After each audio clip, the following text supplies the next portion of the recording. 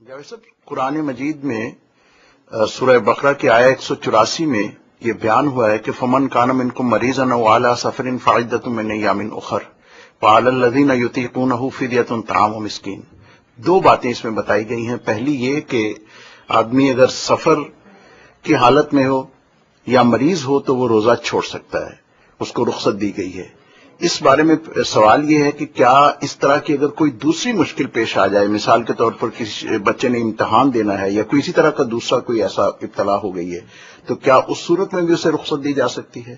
اور اسی آیت کے جو دوسری بات بیان ہوئی ہے وَعَلَى الَّذِينَ يُطِيقُونَهُ فِدْيَةٌ طَعَامُ مِسْكِينٍ، کہ جو شخص روزے رکھنے کی طاقت رکھتا ہو اس کے باوجود روزہ نہ رکھے تو وہ ایک مسکین کا فدیہ دے کر یا ایک مسکین کو کھانا کھلا کر اس روزے کی تلافی کر سکتا ہے. کیا یہ بات درست ہے؟ اور کیا یہ رخصت آج بھی باقی ہے کہ اگر کوئی شخص روزہ نہ رکھ سکتا ہو تو وہ کسی کو کھانا کھلا دے، اس کے روزے کی ذمہ داری پوری ہو جائے گی؟ دیکھیے، اصولی بات یہ ہے کہ جب بھی کسی معاملے میں کوئی قانون بیان کیا جاتا ہے تو عام طور پر پیدا ہونے والی صورتحال کا ذکر کر دیا جاتا ہے. یہی طریقہ قرآن مجید میں اختیار کیا گیا ہے، یہی طریقہ پیغمبر صلی اللہ علیہ وسلم نے بہت سے احکام بیان کرتے ہوئے اختیار کیا ہے. اور اگر قدیم صحائف کا مطالعہ کریں تو اس میں بھی یہی طریقہ اختیار کیا جاتا ہے. یہ بڑا عملی طریقہ ہے، یعنی آپ کسی چیز کو اگر ڈیفائن کرنا چاہیں گے اور بالکل اس کے حدود، قیود، جامع اور معنی طریقے سے بیان کرنا چاہیں گے تو بہت مشکل ہو جاتا ہے کہ اس کا ابلاغ ہی دوسروں تک ہو سکے. عام طور پر انبیاء علیہ السلام نے یہ طریقہ اختیار کیا ہے کہ جو صورتیں بالعموم پیش آتی ہیں ان کو بیان کر دیا جاتا ہے.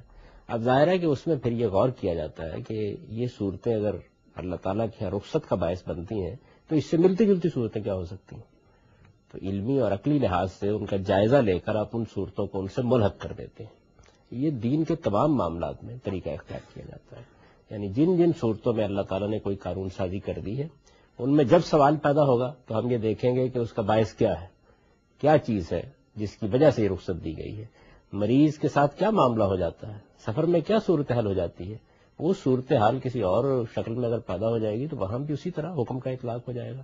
چنانچہ ہمارے فقہاء نے بھی اسی اصول پر دودھ پلانے والی ماں کے لیے رخصت کا قانون بیان کیا ہے، اسی طرح سے حاملہ عورت کے لیے رخصت کا قانون بیان کیا ہے. پیر فانی کے لیے، بوڑھا آدمی ہے، اب اس کے اندر کوئی طاقت نہیں ہے روزہ رکھنے کی، اس کے لیے بھی یہی قانون بیان کیا ہے.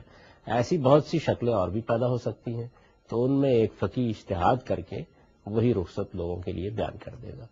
جو چیز مقصود ہے وہ بالکل واضح ہے، یعنی آدمی معذور ہو گیا، اس کے لیے مشکل پیدا ہو گئی، یہ چیز اس کے لیے بڑی مشقت کا باعث بن جائے گی، تو جہاں کہیں اور یہ صورت پیدا ہو رہی ہے وہاں اس حکم کا امتداد آپ کر دیں گے، اس کو پھیلا دیں گے، وہاں تک بھی پہنچا دیں گے.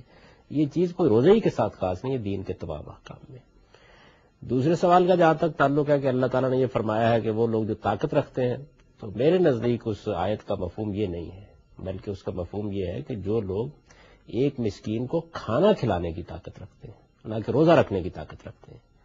یعنی اگر کوئی شخص ایک مسکین کو کھانا کھلا سکتا ہے تو اسے چاہیے کہ وہ دوسرے دنوں میں روزے رکھنے کے بجائے فدیے کے طور پر ایک مسکین کو کھانا کھلا دے، یعنی ایک روزے کے بدلے میں ایک مسکین کو کھانا کھلا دے.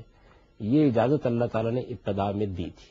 قرآن مجید سے یہ معلوم ہوتا ہے کہ مریض کو، مسافر کو یہ اجازت دی گئی تھی کہ وہ باقی روزے پورے کرنے کے بجائے ایک مسکین کو کھانا کھلا دے ہر روزے کے بدلے میں. بعد میں یہ اجازت قرآن مجید سے معلوم ہو جاتا ہے کہ ختم کر دی گئی، اور اس کی وجہ بالکل واضح ہے، سمجھ میں آتی ہے کیا وجہ ہے. ظاہر ہے کہ لوگوں کو بھی آپ نے روزے کا، اللہ تعالیٰ کے احکام کا عادی بنانا ہے. رمضان میں روزہ رکھنا بہت آسان ہوتا ہے. ابھی بھی آپ دیکھیے سارا گھر روزے رکھ رہا ہے، سب لوگ اس میں شامل ہیں. یہ ایک خاص موسم ہے جس میں گویا آپ ایک کام انجام دے رہے ہیں، تو اس میں روزہ رکھنا بہت آسان ہوتا ہے. آپ کے میرے بھی روزے اگر کسی کو خدا نخواستہ چھوٹ جائے تو آپ اندازہ کر لیجیے کہ بعد میں یہ روزے رکھنے آسان کام نہیں ہوتا ہے، مشکل کام ہوتا ہے. تو ایک مشکل ماحول بنا، ایک پورا ماحول بنا ہوتا ہے رمضان میں. اس مشکل صورتحال کی وجہ سے شروع میں لوگوں کو یہ اجازت دی گئی کہ وہ روزہ رکھنے کے بجائے، یعنی بعد میں جو روزے چھوٹ گئے ہیں، کسی مریض کے چھوٹ گئے ہیں، مسافر کے چھوٹ گئے ہیں، یا کسی خاتون کے اپنے ایام کی پابندی کی وجہ سے چھوٹ گئے ہیں، تو ان روزوں کے بدلے میں وہ ایک مسکین کو کھانا کھلا کر اس کا فدیہ دے دیں.